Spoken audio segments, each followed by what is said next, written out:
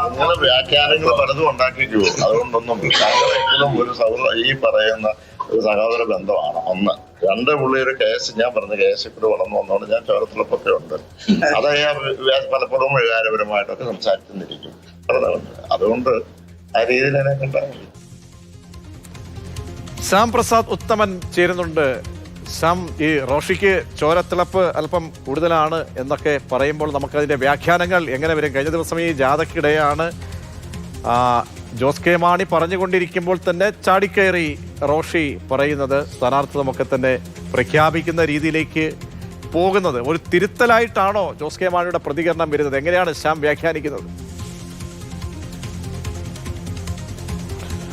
പ്രതീക്ഷ, ഇതൊരു തിരുത്തൽ എന്ന് വേണമെങ്കിൽ നമുക്ക് പറയാതെ പറയാം. കാരണം ഈ സ്ഥാനാർത്ഥിയെ സംബന്ധിച്ച് പാർട്ടി തീരുമാനിക്കുമെന്നാണ് പറഞ്ഞത്. ഇന്നലെ കണ്ടതാണ് ആ റോഷിയുടെ ജോസ് കെ മാണിയുടെ കയ്യിൽ നിന്ന് മൈക്ക് റോഷി തട്ടിപ്പറിച്ച് വാങ്ങിയാണ് ആ പാലായിൽ ജോസ് കെ മാണി തന്നെ മത്സരിക്കും എന്ന് പറഞ്ഞത്. എന്നാൽ അതിനെ ജോസ് കെ മാണി ഇപ്പോൾ എതിർത്തിരിക്കുന്നത്.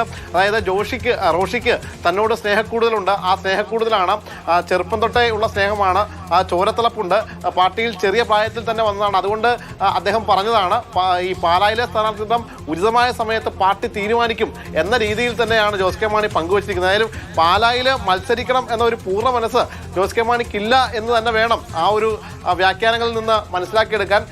ഇന്നലെയാണ് ഈ ജാഥ എറണാകുളം ജില്ലയിൽ പ്രവേശിച്ചത്. ഇന്ന് കോതമംഗലത്താണുള്ളത്. കോതമംഗലത്ത് ജില്ലയുടെ കിഴക്കൻ മേഖലകളിൽ ഈ ജാഥ പര്യടനം തുടരും. അതിന് മുന്നോടിയായിട്ട് മാധ്യമപ്രവർത്തകരെ കാണുമ്പോഴാണ് ഇക്കാര്യം ചോദിച്ചപ്പോൾ ജോസ് കെ മാണി പറഞ്ഞത്.